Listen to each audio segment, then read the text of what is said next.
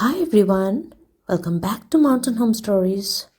Today I have a very special episode. It's the fourth and final episode of the story 22 Goblins.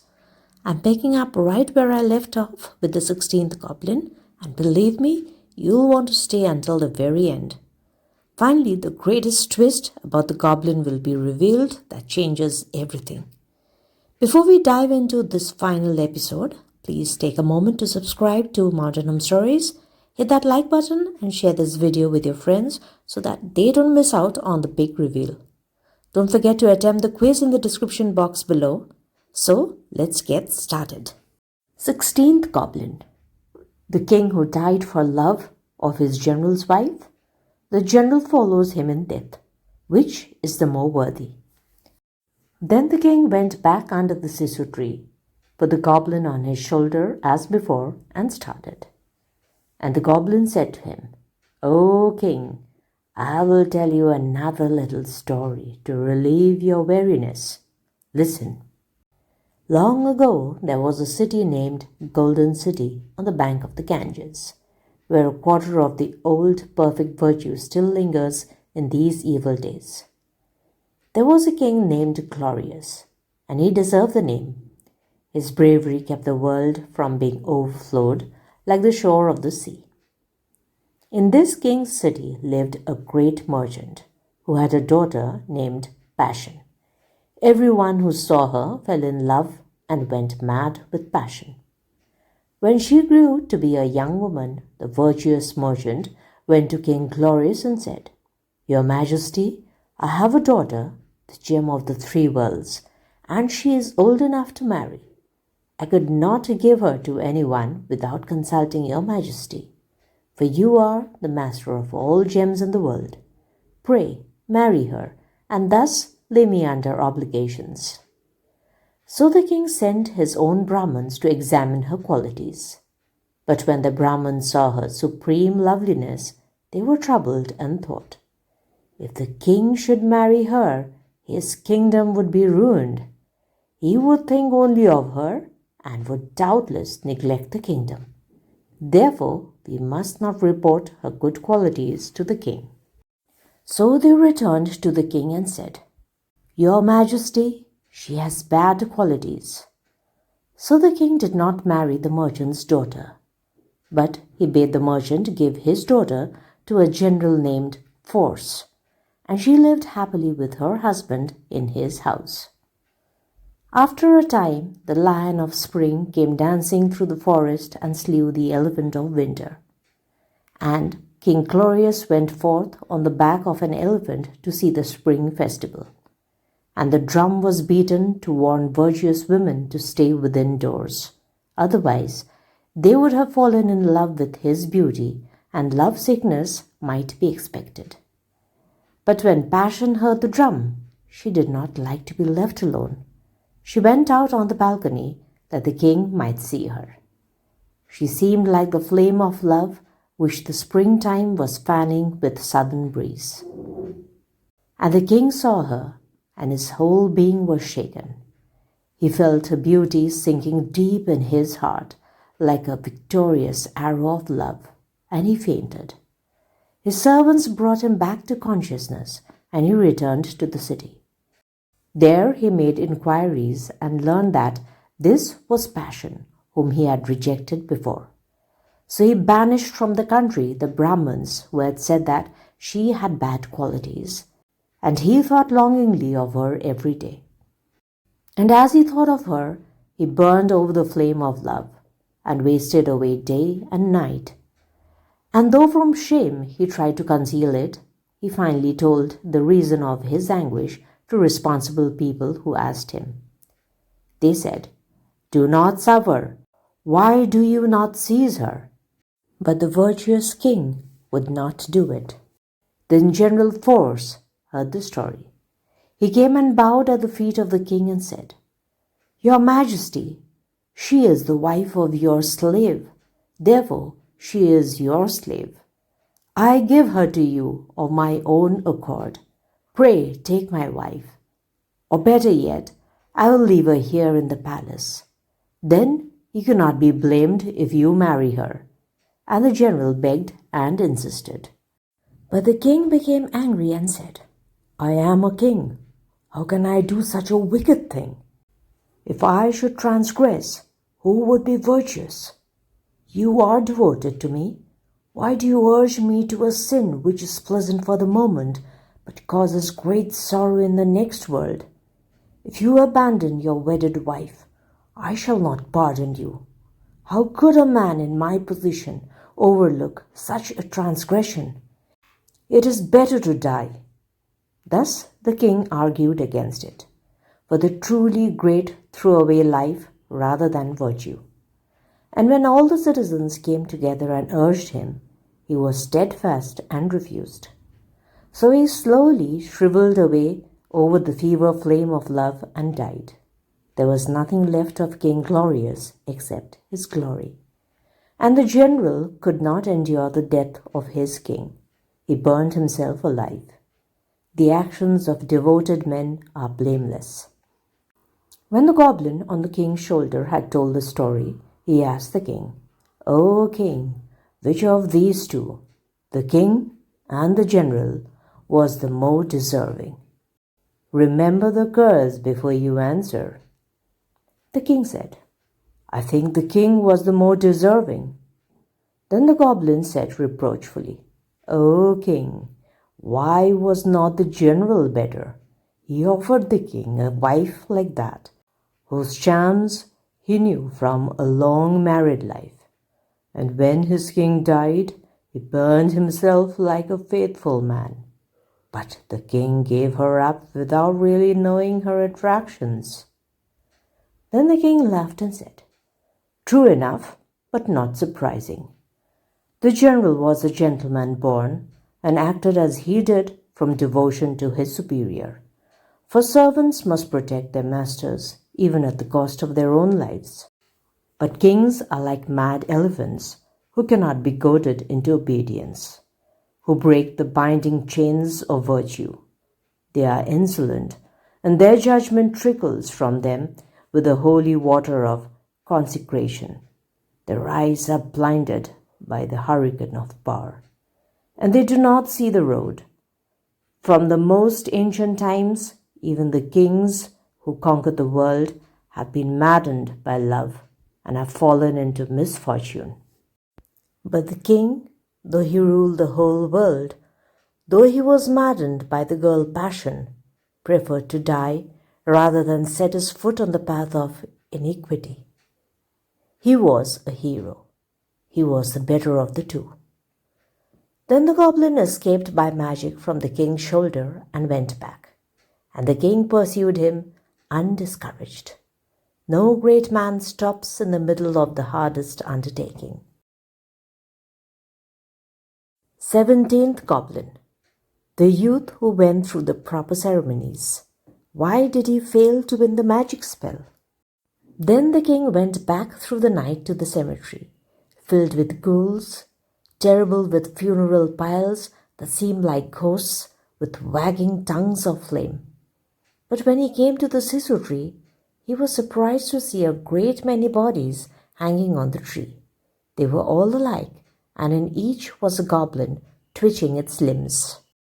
And the king thought, what does this mean? Why does that magic goblin keep wasting my time? For I do not know which of all these I ought to take. If I should not succeed in this night's endeavor, then I would burn myself alive rather than becoming a laughingstock.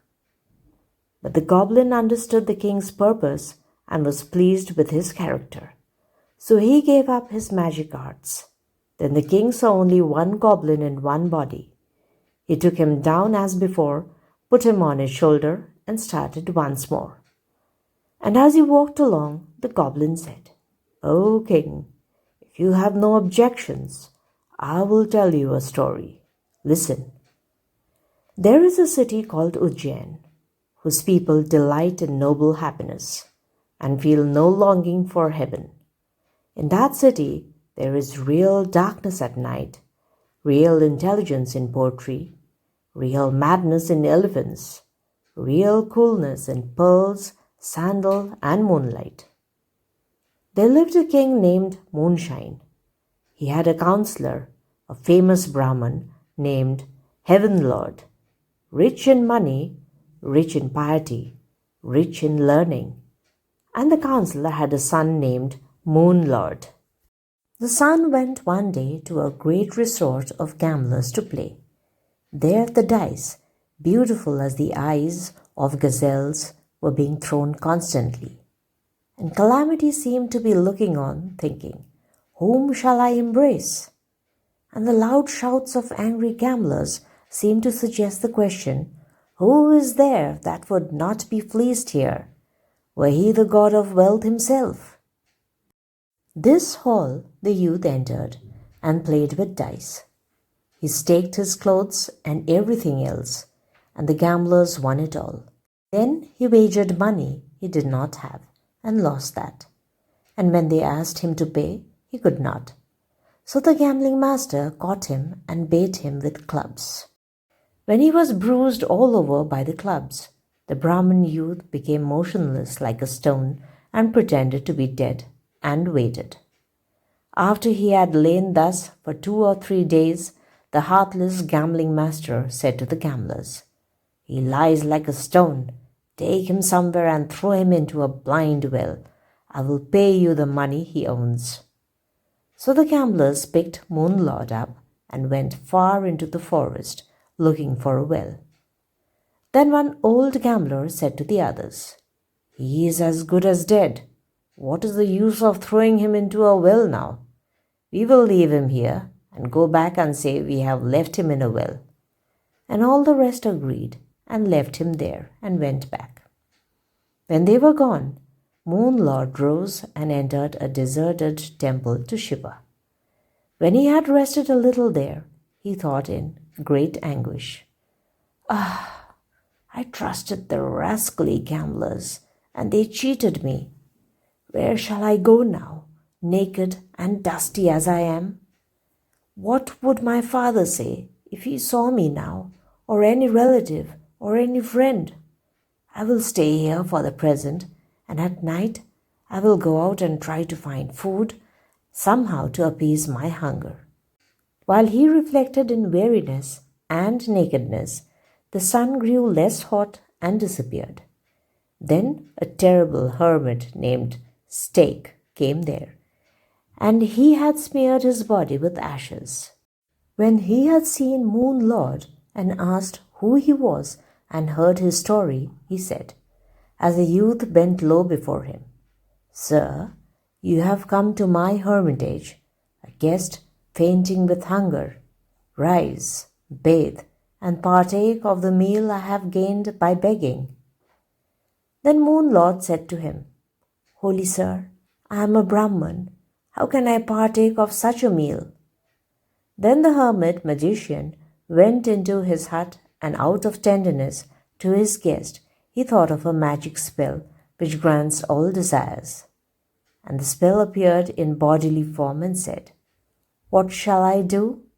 And the hermit said, "Treat that man as an honored guest." Then Moon Lord was astonished to see a golden palace rise before him and a grove with women in it. They came to him from the palace and said, "Sir, rise, come, bathe, eat, and meet our mistress." So they led him in and gave him a chance to bathe and anoint himself and dress. Then they led him to another room. There the youth saw a woman of wonderful beauty, whom the Creator must have made to see what he could do. She rose and offered him half of her seed. And he ate heavenly food and various fruits and chewed betel leaves and sat happily with her on the couch. In the morning he awoke and saw the temple to Shiva, but the heavenly creature was gone, and the palace, and the women in it. So he went out in distress, and the hermit in his hut smiled and asked him how he had spent the night. And he said, "Holy sir, through your kindness I spent a happy night, but I shall die without that heavenly creature." Then the hermit laughed and said, "Stay here. You shall have the same happiness again tonight. So Moon Lord enjoyed those delights every night through the favor of the hermit. Finally, Moon Lord came to see what a mighty spell that was. So driven on by his fate, he respectfully begged the hermit, "Holy sir, if you really feel pity for a poor suppliant like me, teach me that spell which has such power." And when he insisted, the hermit said, "You could never win the spell. One has to stand in the water to win it. And it weaves a net of magic to bewilder the man who is repeating the words, so that he cannot win it. For as he mumbles it, he seems to lead another life, first a baby, then a boy, then a youth, then a husband, then a father.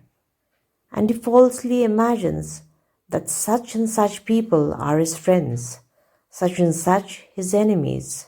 He forgets his real life and his desires to win the spell. But if a man mumbles it constantly for 24 years and remembers his own life and is not deceived by the network of magic, and then at the end burns himself alive, he comes out of the water and has real magic power. It comes only to a good pupil, and if a teacher tries to teach it to a bad pupil, the teacher loses it too. Now, you have the real benefit through my magic power. Why insist on more? If I lost my powers, then your happiness would go too." But Moon Lord said, "I can do anything. Do not fear, holy sir." And the hermit promised to teach him the spell. What will holy men not do out of regard to those who seek aid? So the hermit went to the river bank and said, "My son, mumble the words of the spell, and while you are leading an imaginary life, you will at last be awakened by my magic. Then plunge into the magic fire which you will see. I will stand here on the bank while you mumble it." So he purified himself and purified Moon Lord and made him sip water, and then he taught him the magic spell. And Moon Lord bowed to his teacher on the bank and plunged into the river. And as he mumbled the words of the spell in the water, he was bewildered by its magic. He forgot all about his past life and went through another life. He was born in another city as the son of a Brahmin. Then he grew up, was consecrated, and went to school. Then he took a wife, and after many experiences, half pleasant, half painful, he found himself the father of a family. Then he lived for some years with his parents and his relatives, devoted to wife and children, and interested in many things. While he was experiencing all these labors of another life, the hermit took pity on him and repeated magic words to enlighten him. And Moon Lord was enlightened in the midst of his new life. He remembered himself and his teacher, and saw that the other life was a network of magic. So he prepared to enter the fire in order to win magic power. But older people and reliable people and his parents and his relatives tried to prevent him. In spite of them, he hankered after heavenly pleasures and went to the bank of a river where a funeral pile had been made ready. And his relatives went with him. But when he got there, he saw that his old parents and his wife and his little children were weeping. And he was perplexed and thought, "Alas! If I enter the fire, all these, my own people, will die, and I do not know whether my teacher's promise will come true or not. Shall I go into the fire or go home? No, no. How could a teacher with such powers promise falsely? Indeed, I must enter the fire." And he did. And he was astonished to feel the fire was cool as snow, and lost his fear of it. Then he came out of the water of the river and found himself on the bank. He saw his teacher standing there and fell at his feet and told him the whole story, ending with a blazing funeral pile. Then his teacher said, "My son, I think you must have made some mistake. Otherwise, why did the fire seem cool to you? That never happens in the winning of this magic spell." And Moon Lord said, "Holy sir, I do not remember making any mistake." Then his teacher was eager to know about it, so he tried to remember the spell himself, but it would not come to him or to his pupil. So they went away sad, having lost their magic. When the goblin had told this story, he asked the king, "O king, explain the matter to me. Why did they lose their magic when everything had been done according to precept?" Then the king said, "O magic creature, I see that you are only trying to waste my time. Still, I will tell you. Magic powers do not come to a man because he does things that are hard, but because he does things with a pure heart." The Brahmin youth was defective at that point. He hesitated even when his mind was enlightened. Therefore, he failed to win the magic. And the teacher lost his magic because he taught it to an unworthy pupil. Then the goblin went back to his home, and the king ran to find him, never hesitating. 18th Goblin. The boy whom his parents, the king, and the giant conspired to kill. Why did he laugh at the moment of death? Then the king went to the sisu tree, put the goblin on his shoulder as before, and started in silence. And the goblin on his shoulder saw that he was silent and said, "O king, why are you so obstinate? Go home, spend the night in rest. You ought not to take me to that rascally monk. But if you insist, then I will tell you another story. Listen. There is a city called Brilliant Peak. There lived a glorious king named Moon, who delighted the eyes of his subjects. Wise men said that he was brave, generous, and the very home of beauty. But in spite of all his wealth, he was very sad at heart, for he found no wife worthy of him. One day this king went with soldiers on horseback into a great wood to hunt there and forget his sorrow. There he split open many boars with his arrows as the sun splits the black darkness, and made fierce lions into cushions for his arrows, and slew mountainous monsters with his terrible darts. As he hunted, he spurred his horse and beat him terribly, and the horse was so hurt by the spur and the whip that he could not tell rough from smooth. He dashed off quicker than the wind, and in a moment carried the king into another forest 100 miles away. There the king lost his way, and as he wandered about wearily, he saw a great lake. He stopped there and saddled his horse, let him bathe and drink, and found him some grass in the shade of the trees. Then he bathed and drank himself, and when he had rested, he looked all about him. And he saw a hermit's daughter of marvelous beauty under an ashoka tree with another girl. She had no ornaments but flowers. She was charming even in a dress made of bark. She was particularly attractive because of her thick masses of hair arranged in a girlish way. And the king fell in love with her and thought, "Who is she? Is she a goddess come to bathe in these waters? Or Gauri, separated from her husband Shiva, leading a hard life to win him again? Or the lovely moon, taking a human form and trying to be attractive in the daytime? I will go to her and find out." So he drew near to her, and when she saw him coming, she was astonished at his beauty and dropped her hands, which had been weaving a garland of flowers. And she thought, "Who can he be in this forest? Some fairy, perhaps. Blessed are my eyes this day." So she rose, modestly, looking another way, and started to go away, though her limbs failed her. Then the king approached and said, "Beautiful maiden, I've come a long distance, and you never saw me before. I ask only to look at you, and you should welcome me. Is this hermit manners to run away?" Then her clever friend made the king sit down and treated him as an honored guest. And the king respectfully asked her, "My good girl, what happy family does your friend adorn? What are the syllables of her name which must be a delight to the ear? Or why, at her age, does she torture a body as delicate as a flower with a hermit's life in a lonely wood?" And the friend answered, "Your Majesty, she is the daughter of the hermit Kanva and the heavenly nymph Menaka.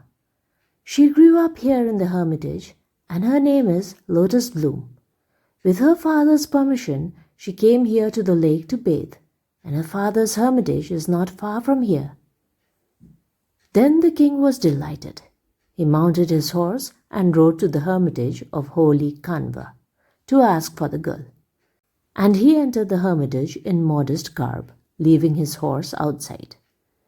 Then he was surrounded by hermits with hoary crowns and bark garments like the trees, and saw the sage Kanva, radiant and cool like the moon, and he drew near and fell at his feet.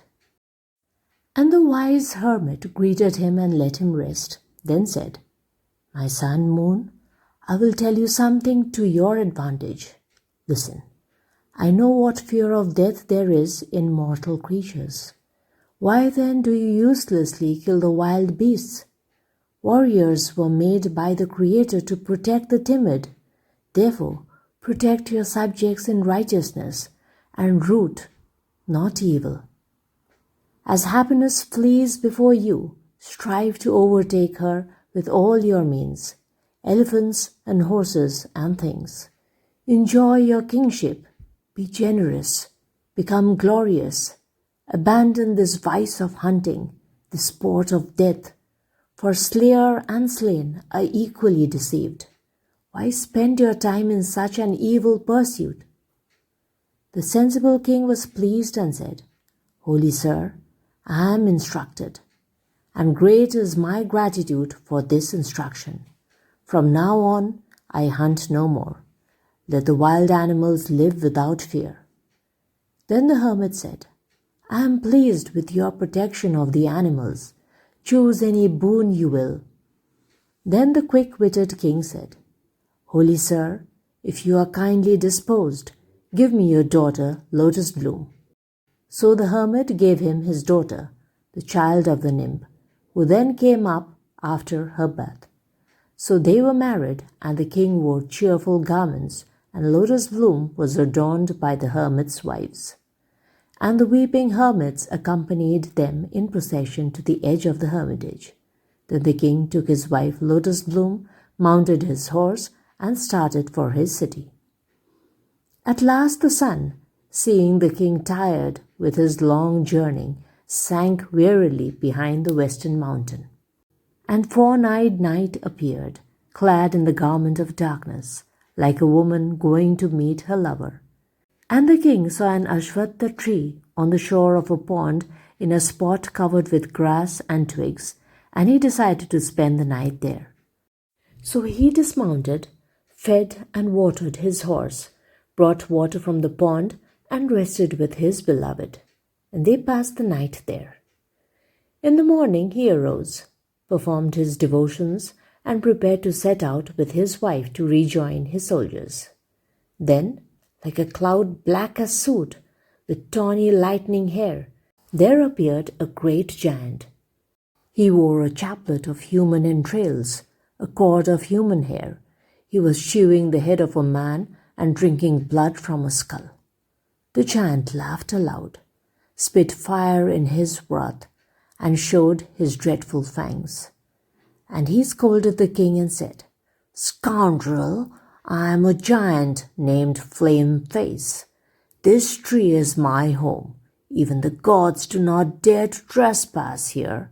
But you and your wife have trespassed and enjoyed yourselves. Now swallow your own impudence, you rascal. You are lovesick, So I will split open your heart and eat it, and I will drink your blood." The king was frightened when he saw that the giant was invincible and his wife was trembling. So he said respectfully, "I trespassed ignorantly. Forgive me. I am your guest, seeking protection in your hermitage, and I will give you a human sacrifice so that you will be satisfied. Be merciful then, and forget your anger." Then the giant forgot his anger and thought, "Very well, why not?"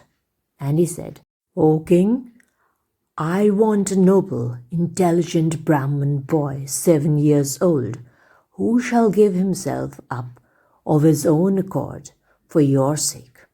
And when he is killed, his mother must hold his hands tightly to the ground, and his father must hold his feet, and you must cut off his head with your own sword.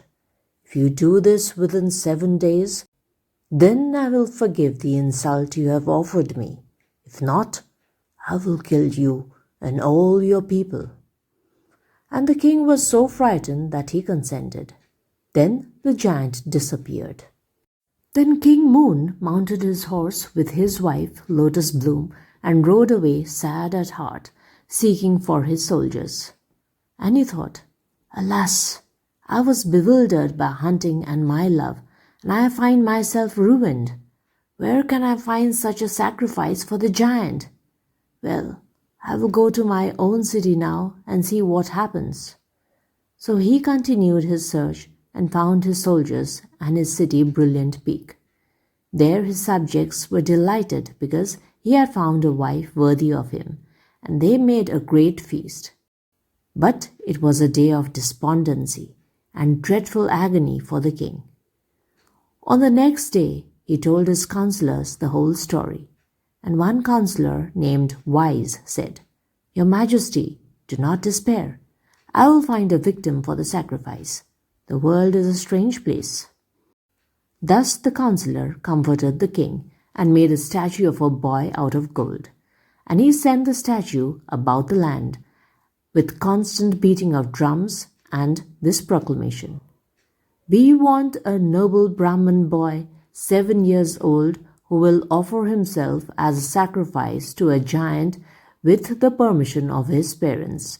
And when he is killed, his mother must hold his hands, and his father must hold his feet.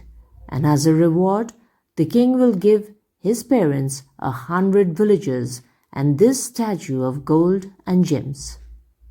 Now there was a Brahmin boy on a farm who was only 7 years old, but wonderfully brave. He was of great beauty, and even in childhood he was always thinking about others.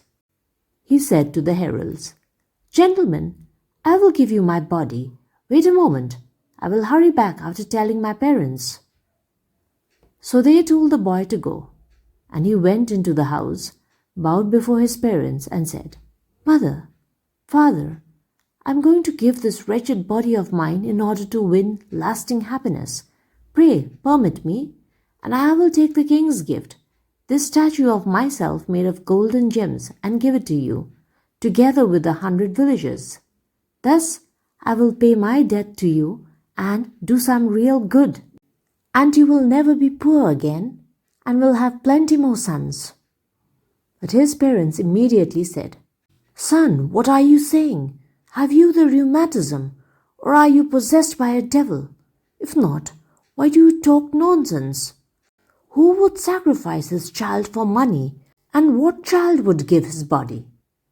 But the boy said, "I am not mad. Listen, my words are full of sense. The body is the seat of unnameable impurities. It is loathsome and full of pain. It perishes in no time at best. If some good can be done with a worthless thing, that is a great advantage in this weary life, so wise men say. And what good is there except helping others? If anyone can serve his parents so easily, then how lightly should the body be esteemed?" Thus the boy, with his bold words and his firm purpose, persuaded his grieving parents. And he went and got from the king's men the golden statue and the 100 villagers, and gave them to his parents. So the boy with his parents followed the king's men to the city Brilliant Peak, and the king looked upon the brave boy as a magic jewel for his own preservation, and rejoiced greatly. He adorned the boy with garlands and perfumes, put him on an elephant, and took him with his parents to the home of the giant. There the priest traced a magic circle beside the tree and reverently lit the holy fire. Then the horrible giant Flame Face appeared, mumbling words of his own. He staggered, for he was drunk with blood, and snorted and yawned. His eyes flashed fire, and his shadow made the whole world dark. And the king said respectfully, "Great being, here is the human sacrifice you asked for, and this is the 7th day since I promised it. Be merciful, accept this sacrifice." And the giant licked his chops and looked the boy over, who was to be the sacrifice. Then the noble boy thought, "I've done some good with this body of mine. May I never rest in heaven or in eternal salvation, but may I have many lives in which to do some good with my body." And the air was filled with the chariots of gods who rained down flowers. Then the boy was laid before the giant. His mother held his hands, and his father held his feet.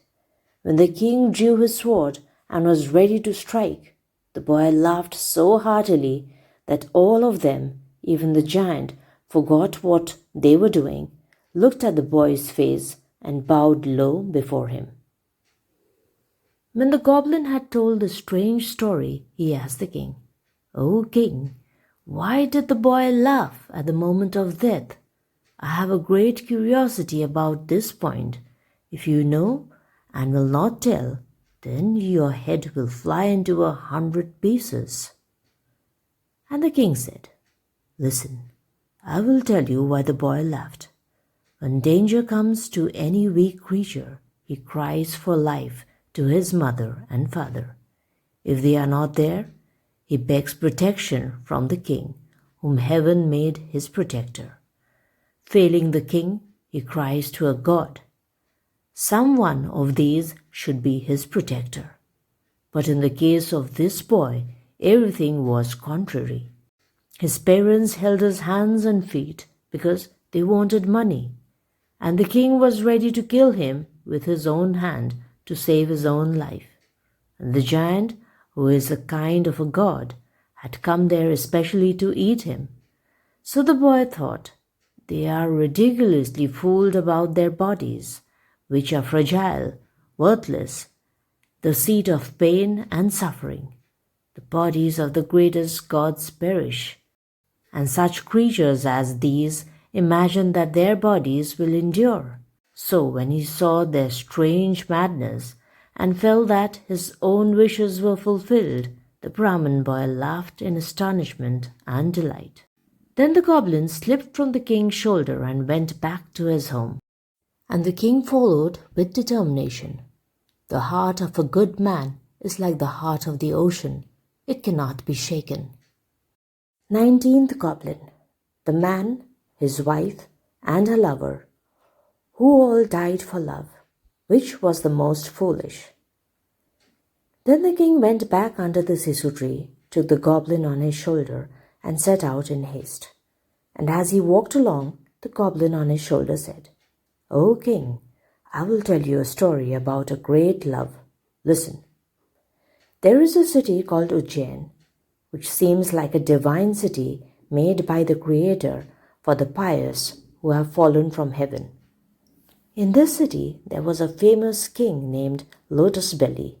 He delighted the good and defeated the king of the demons. While he was king, a merchant named Fortune, richer than the god of wealth, lived in the city. He had one daughter named Love Cluster, who seemed the model from whom the Creator had made the nymphs of heaven. This merchant gave his daughter to a merchant named Jewel Guard from Copper City.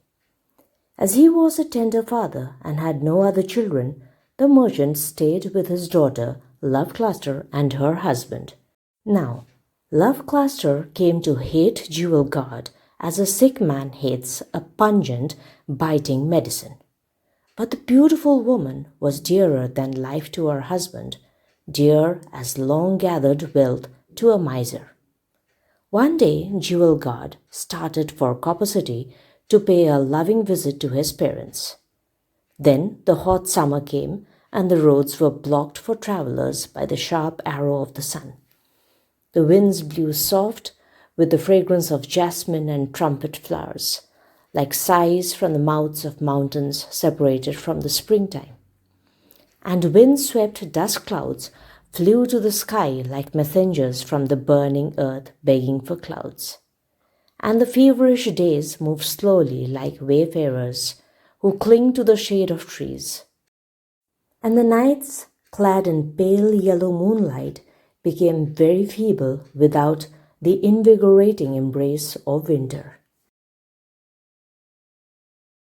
At this time, Love Cluster, anointed with cooling sandal and clad in thin garments, stood at a latticed window. And she saw a handsome youth with a friend whom he trusted. He seemed the god of love born anew and seeking his bride. He was the son of the king's priest, and his name was Lotus Lake. And when Lotus Lake saw the lovely girl, he expanded with delight as lotuses in the lake expand at the sight of the moon. When the two young people saw each other, their hearts embraced each other at the bidding of Love, their teacher.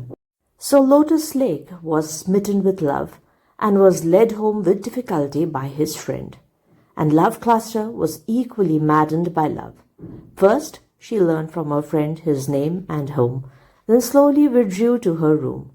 There she thought of him and became feverish with love, simply tossing on her couch, seeing nothing and hearing nothing. After 2 or 3 days spent in this way, she felt bashful and fearful, pale and thin from separation, and hopeless of union with her lover. So, as if drawn on by the moonbeam which shone through her window, she went out at night when her people were asleep, determined to die. And she came to a pool under a tree in her garden. There stood a family image of the goddess Gauri, set up by her father. She drew near to this image, bowed before the goddess, praised her, and said, "O goddess, since I could not have Lotus Lake as my husband in this life, may he be my husband in some other life." And she made a noose of her garment and tied it to the Ashoka tree before the goddess. At that moment, her trusty friend awoke, and not finding her in the room, hunted about and came luckily into the garden. There she saw the girl fastening the noose around her neck, and she cried, "No, no!" And running up, she cut the noose. When Love Cluster saw that it was her own friend who had run up and taken the noose away, she fell to the ground in great agony. But her friend comforted her and asked the reason of her sorrow. Then she arose and said, "Jasmine, my friend, I cannot be united with him I love. I am dependent on my father and other people. Death is the happiest thing for me." And as she spoke, she was terribly scorched by the fiery darts of love, and determined to feel no more hope, she fainted, and her friend Jasmine lamented, "Alas, love is a hard master. It has reduced her to this condition." But she gradually brought her back to life with cool water and fans and things. She made an easy bed of lotus leaves. She put pearls, cool as snow, on her heart. Then Love Cluster came to herself and slowly said to her weeping friend, "My friend, the fire within me cannot be quenched by such things as pearls. If you want to save my life, be clever enough to bring my lover to me." And the loving Jasmine said, "My dear, the night is almost over. In the morning I will bring your lover here to meet you. Be brave and go now to your room." Love Cluster was contented. She took the pearls from her neck and gave them to her friend as a present. And she said, "Let us go now. Then in the morning you must keep your promise." So she went to her room. In the morning, Jasmine crept out without being seen to hunt for the house of Lotus Lake. When she got there, she found Lotus Lake under a tree in the garden. He was lying on a couch of lotus leaves, moistened with sandal, and the friend who knew his secret was fanning him with plantain leaf fans. For he was tortured by the flames of love, and Jasmine hid to find out whether this was love sickness for her friend or not. Then the friend said to Lotus Lake, "My friend, comfort your heart by glancing a moment at this charming garden. Do not be so troubled."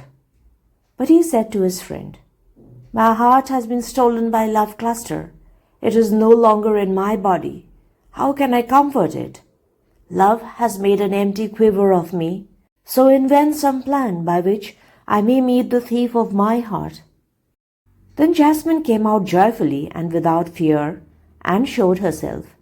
And she said, "Sir, Love Cluster has sent me to you, and I am the bearer of a message to you. Is it good manners to enter the heart of an innocent girl by force, steal her thoughts, and run away? It is strange, but the sweet girl is ready to give her person and her life to you, her charmer. For day and night she heaves, sighs hot as the smoke from the fire of love that burns in her heart, and teardrops carry her rouge away and fall, like bees longing for the honey of her lotus face. So, if you wish it, I will tell you what is good for both of you." And Lotus Lake said, "My good girl, the words which tell me that my love is lonely and longing frighten me and comfort me. You are our only refuge. Devise a plan." And Jasmine answered, "This very night I will bring Love Cluster secretly to the garden. You must be outside. Then I will cleverly let you in, and so you two will be united." Thus Jasmine delighted the Brahman's son and went away successful to please Love Cluster with the news. Then the sun and the daylight fled away, pursuing the twilight, and the east adorned a face with the moon, and the white, night-blooming lotuses laughed, their faces expanding at the thought of the glory that was coming to them.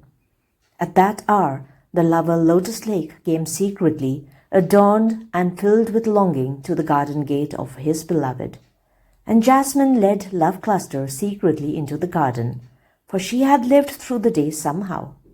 Then Jasmine made her sit down under the mango trees, while she went and let Lotus Lake in.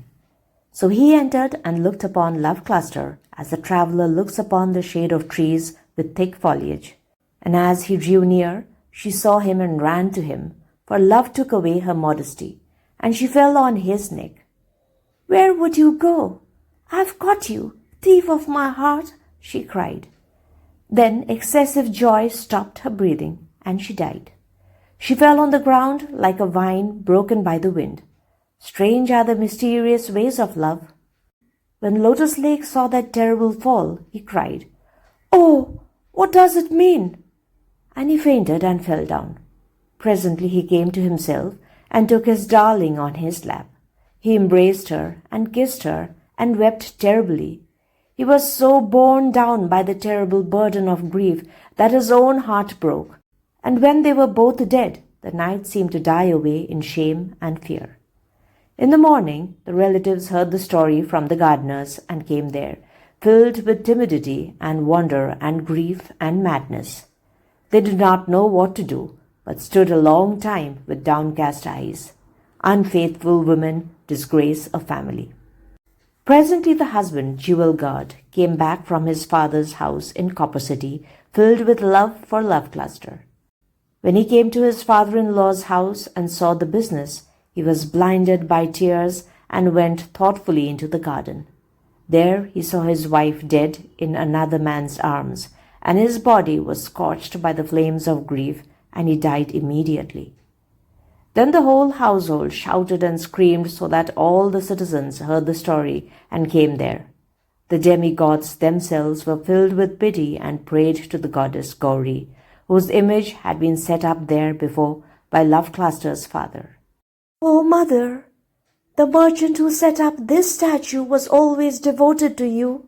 Show mercy to him in his affliction." And the gracious goddess heard their prayers. She said, "All three shall live again and shall forget their love." Then through her grace they all arose like people waking from sleep. They were alive, and their love was gone. While all the people there rejoiced at what had happened, Lotus Lake went home, bending his head in shame. And the merchant took his shamefaced daughter and her husband and went into the house and made a feast. When the goblin had told this story on the road in the night, he said, "O king, which was the most foolish among those who died for love? If you know and do not tell, you must remember the curse I spoke of before." Then the king answered, "O magic creature, Jewel Guard was the most foolish of them. When he saw that his wife had died for love of another man, he should have been angry. Instead, he was loving and died of grief." Then the goblin slipped from the king's shoulder and quickly set out for his home. And the king ran after him again, eager as before. 20th Goblin. The four brothers who brought a dead lion to life. Which is to blame when he kills them all? Then the king went back to the sisu tree, took the goblin, put him on his shoulder, and started for the place he wished to reach. And as he walked along the road, the goblin began to talk again. "Bravo, king! You are a remarkable character. So I will tell you another story, and a strange one. Listen. There is a city called Flower City.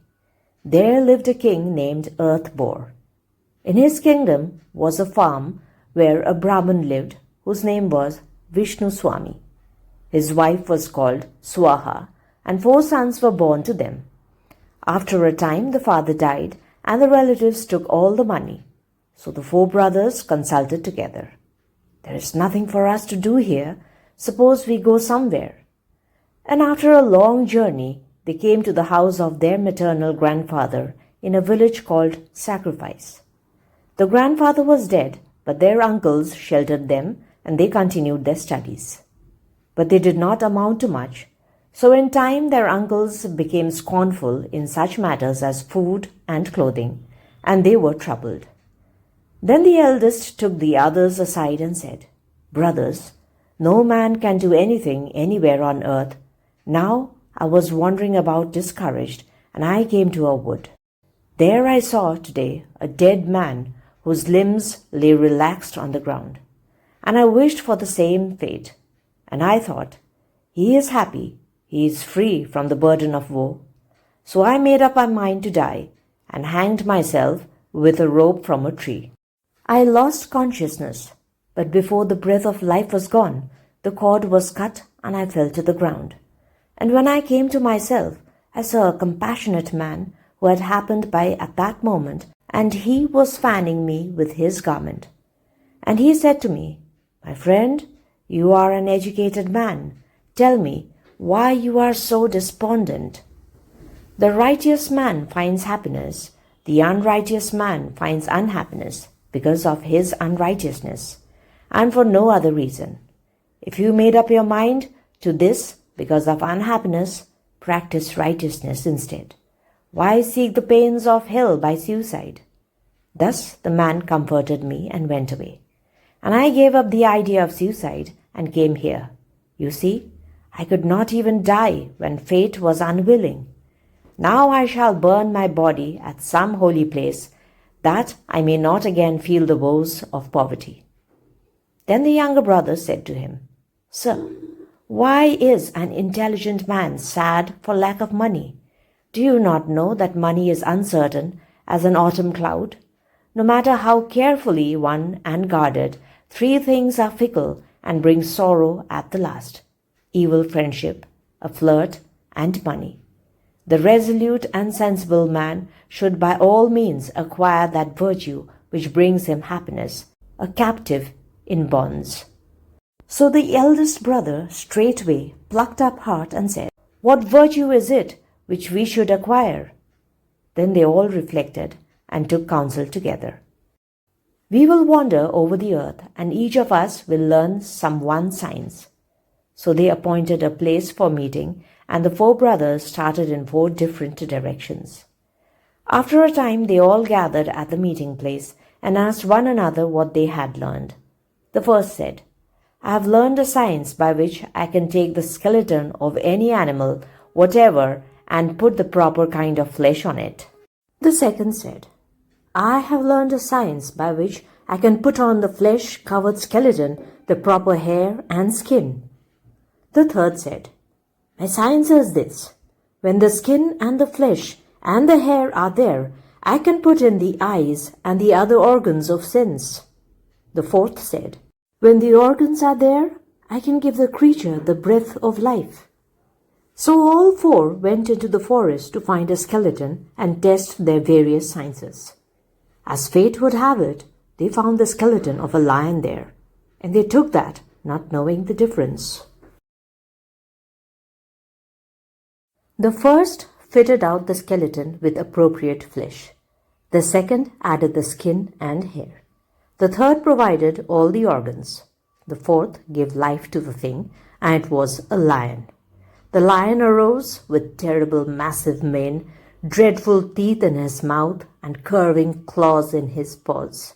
He arose and killed his four creators, then ran into the forest.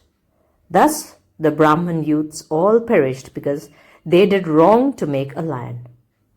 Who could expect a good result from creating a bad-tempered creature? Thus, if fate opposes, even a virtue that has been painfully acquired does not profit, but rather injures. But the tree of manhood, with the water of intelligence poured into its watering trench of conduct about the vigorous root of fate, generally bears good fruit. When the goblin had told this story, he asked the king, who was walking through the night, "O king, remember the curse I mentioned, and tell me which of them was most to blame for creating the lion?" And the king reflected in silence.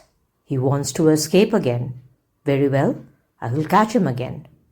So he said, "The one who gave life to the lion is the sinner. The others did not know what kind of an animal it was, and just showed their skill in creating flesh and skin and hair and organs. They were not to blame, because they were ignorant. But the one who saw that it was a lion and gave it life just to exhibit his skill, he was guilty of the murder of Brahmins." Then the goblin went home, and the king followed him again and came to the sisu tree. 21st Goblin. The old hermit who exchanged his body for that of the dead boy. Why did he weep and dance? Then the king went back to the sisu tree, put the goblin on his shoulder in spite of all its writhings, and set out in silence. And the goblin on his shoulder said, "O king of kings, you are terribly obstinate about this impossible task. So to amuse the weary journey, I will tell a story. Listen. In the Kalinga country was a city called Beautiful, where people lived as happily as in heaven. There ruled a famous king named Pradyumna, and in a part of this city was a region set apart by the king, where many Brahmins lived. Among them was a learned, wealthy, pious, hospitable Brahman named Sacrifice. In his old age, a single son was born to him and his worthy wife. The boy grew under the fostering care of his father and showed signs of excellence. He was called Devasoma by his father, and his parents were entirely devoted to him. In his 16th year, the boy attracted everyone by his learning and modesty. Then he suddenly fell ill of a fever and died.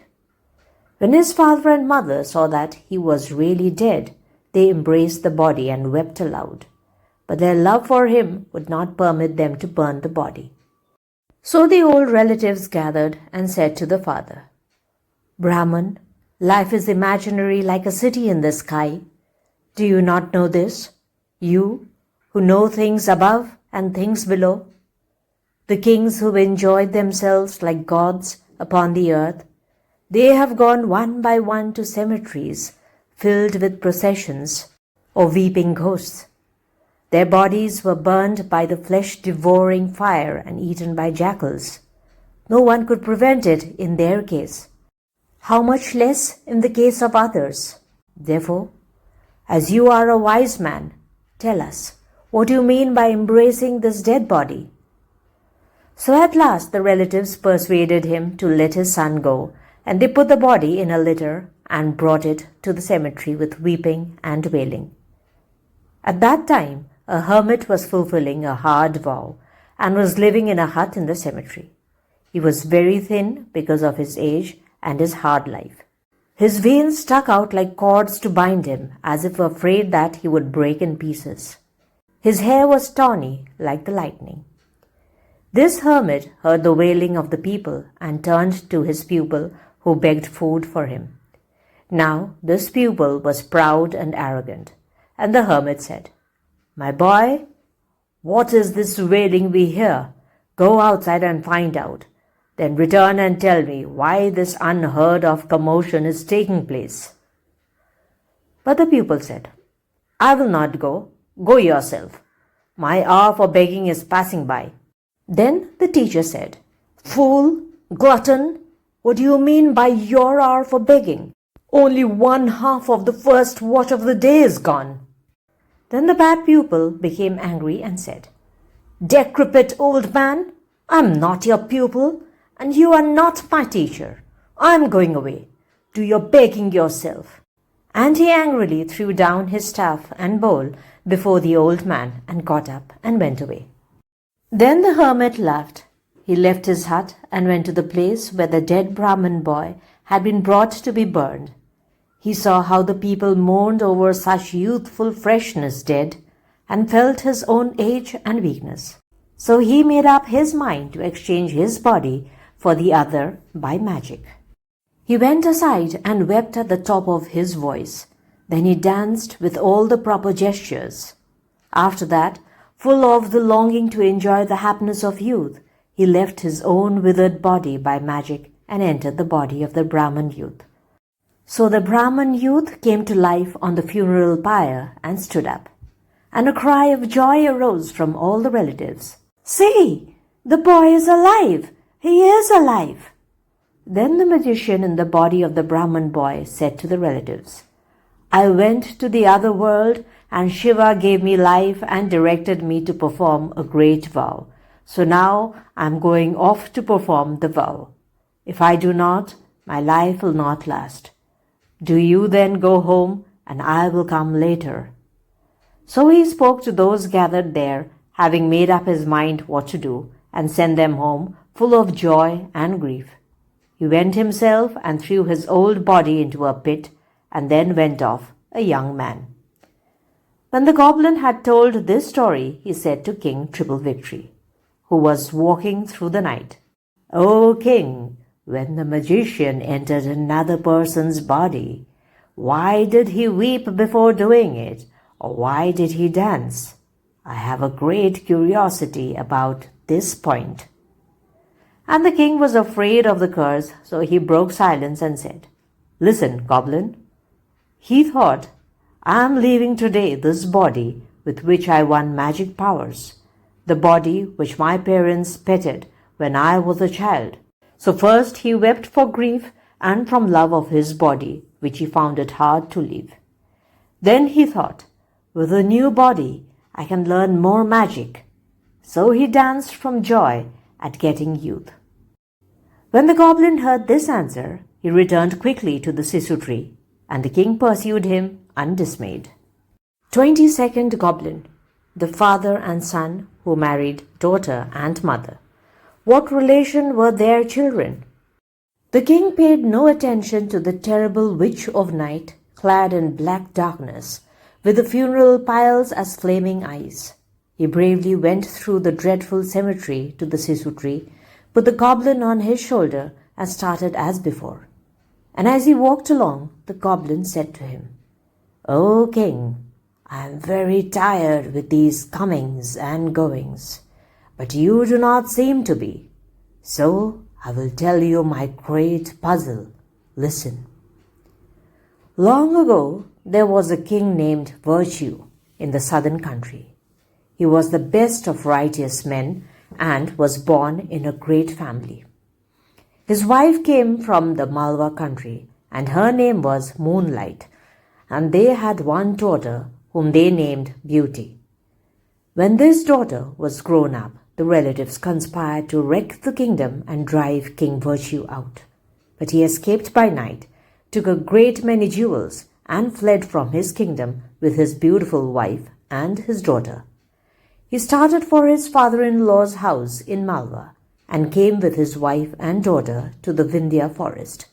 There they spent a weary night. In the morning, the blessed sun arose in the east, stretching out his rays like hands to warn the king not to go into the forest where robbers lived. The king went on foot with his trembling daughter and his wife, and their feet were wounded by the thorny grass. So they came to a fortified village. It was like the city of death, for there were no righteous people there, and was filled with men who killed and robbed other people. As the king drew near with his fine garments and his gems, many robbers saw him from a distance and ran out armed to rob him. When the king saw them coming, he said to his wife and daughter, "These are wild men. They must not touch you. Go into the thick woods." So the queen, with her daughter Beauty, fled in fear into the middle of the forest. But the brave king took his sword and shield and killed many of the wild men as they charged down, raining arrows on him. Then their leader gave an order, and all the robbers fell on the king at once, wounded every limb in his body, and killed him, for he was all alone. So the robbers took the jewels and went away.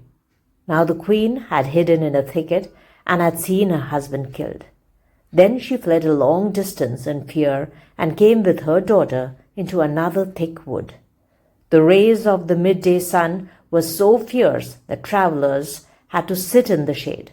So Queen Moonlight and Princess Beauty sat down under an ashoka tree near a lotus pond in terrible weariness and fear and grief. Now a gentleman named Fierce Lion, who lived near, came on horseback with his son into that wood to hunt. The son's name was Strong Lion. And the father saw the footprints of the queen and the princess, and he said to his son, "My son, these footprints are clean-cut and ladylike. Let us follow them, and if you find 2 women, you shall marry one of them, whichever you choose." And the son, Strong Lion, said, "Father, the one who has the little feet in this line of footprints seems to be the wife for me. The one with the bigger feet must be older. She is the wife for you." But Fierce Lion said, "My son, what do you mean? Your mother went to heaven before your eyes. When so good a wife is gone, how could I think of another?" But his son said, "Not so, father. A householder's house is an empty place without a wife. Besides, you have surely heard what the poet says. What fool would go into a house? 'Tis a prisoner's abode, unless a buxom wife is there, looking down the road. So, father, I beg you on my life to marry the second one whom I have chosen for you." Then Fierce Lion said, "Very well," and went on slowly with his son, following the footprints. And when he came to the pond, he saw Queen Moonlight, radiant with beauty and charm, and with his son he eagerly approached her. But when she saw him, she rose in terror, fearing that he was a robber.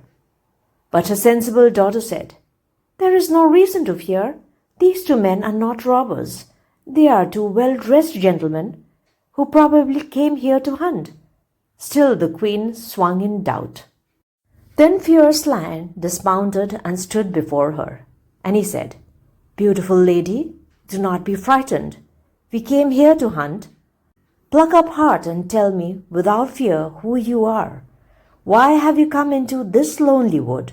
For your appearance is that of ladies who wear gems and sit on pleasant balconies. And why should feet fit to slaughter in a court press this thorny ground? It is a strange sight, for the wind-blown dust settles on your faces and robs them of beauty. It hurts us to see the fierce rays of the sun fall upon such figures. Tell us your story, for our hearts are sadly grieved to see you in such a plight, and we cannot see how you could live in a forest filled with wild beasts."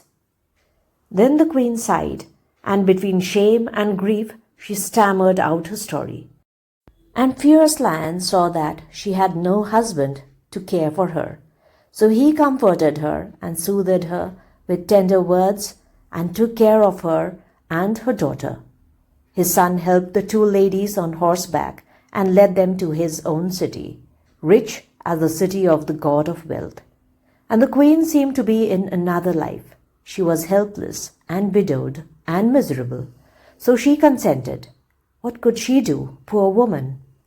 Then, because the queen had smaller feet, the son, Strong Lion, married Queen Moonlight.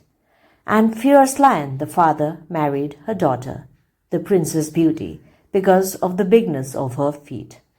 Who would break a promise that had been made solemnly? Thus, because of their inconsistent feet, the daughter became the wife of the father and the mother-in-law of her own mother. And the mother became the wife of the son and the daughter-in-law of her own daughter. And as time passed, sons and daughters were born to each pair. When the goblin had told this story, he asked the king, "O king, when children were born to the father and daughter, and other children to the son and mother, what relation were those children to one another? If you know and do not tell, then remember the curse I spoke of before." When the king heard the goblin's question, he turned the thing this way and that, but could not say a word. So he went on in silence. And when the goblin saw that he could not answer the question, he laughed in his heart and thought, "This king cannot give an answer to my great puzzle. So he just walks on in silence. And he cannot deceive me because of the power of the curse. Well, I am pleased with his wonderful character. So I will cheat that rogue of a monk and give the magic power he is striving after to this king." So the goblin said aloud, "O king, you are weary with your comings and goings in this dreadful cemetery in the black night, yet you seem happy and never hesitate at all. I am astonished and pleased at your perseverance. So now you may take the dead body and go ahead. I will leave the body, and I will tell you something that will do you good, and you must do it. The monk for whom you are carrying this body is a rogue. He will call upon me and worship me, and he will try to kill you as a sacrifice. He will say, 'Lie flat on the ground in an attitude of reverence.' O king, you must say to that rascal, 'I do not know this attitude of reverence. Show me first, and then I will do likewise.' Then, when he lies on the ground to show you the attitude of reverence, cut off his head with your sword. Then you will get the kingship over the fairies, which he is trying to get. Otherwise, the monk will kill you and get the magic power. That is why I have delayed you so long.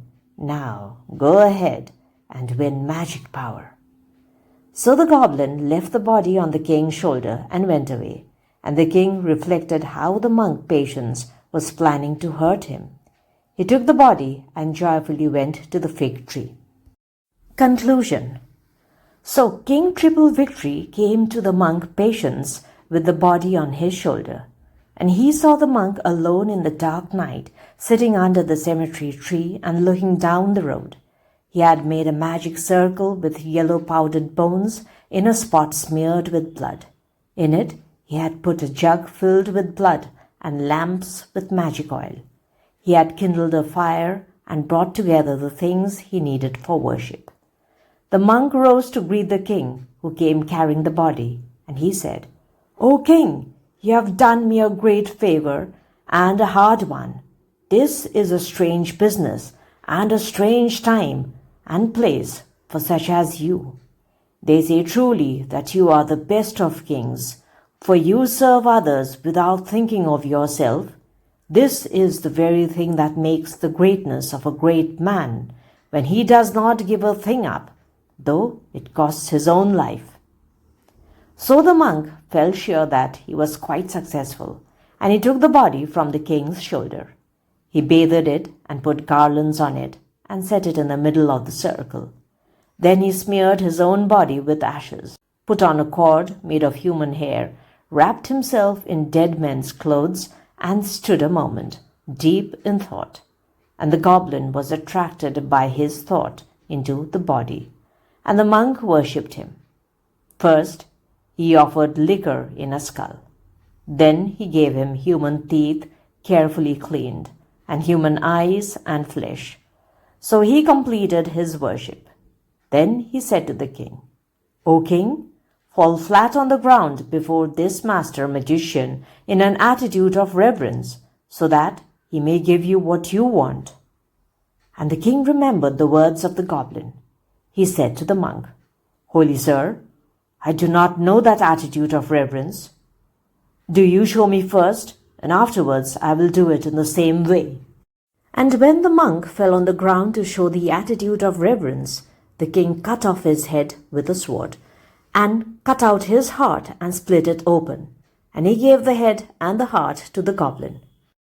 Then all the little gods were delighted and cried, "Well done!"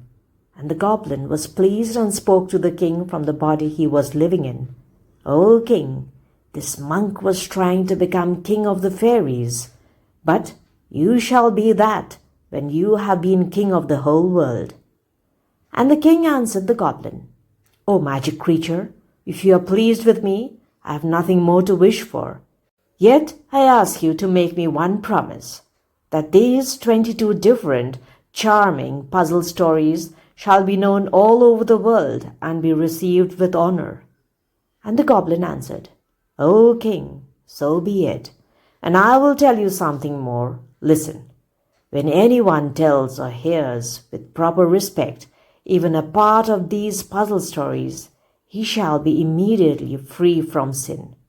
And wherever these stories are told, elves and giants and witches and goblins and imps shall have no power."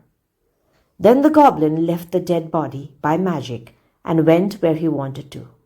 Then Shiva appeared there with all the little gods, and he was well pleased. When the king bowed before him, he said, "My son, you did well to kill the sham monk who tried by force to become the king of the fairies. Therefore, you shall establish the whole earth, and then become king of the fairies yourself. And when you have long enjoyed the delights of heaven, and at last give them up of your own accord, then you shall be united with me. So receive from me this sword called Invincible. When you have it, everything you say will come true." So Shiva gave him the magic sword, received his flowery words of worship, and vanished with the gods. That wraps up the wild world of the 22 goblins. If you enjoyed these riddles and twists, don't forget to hit that subscribe button and ring the bell. I'll be back soon with another exciting story you won't want to miss. Until then, stay curious and keep reading.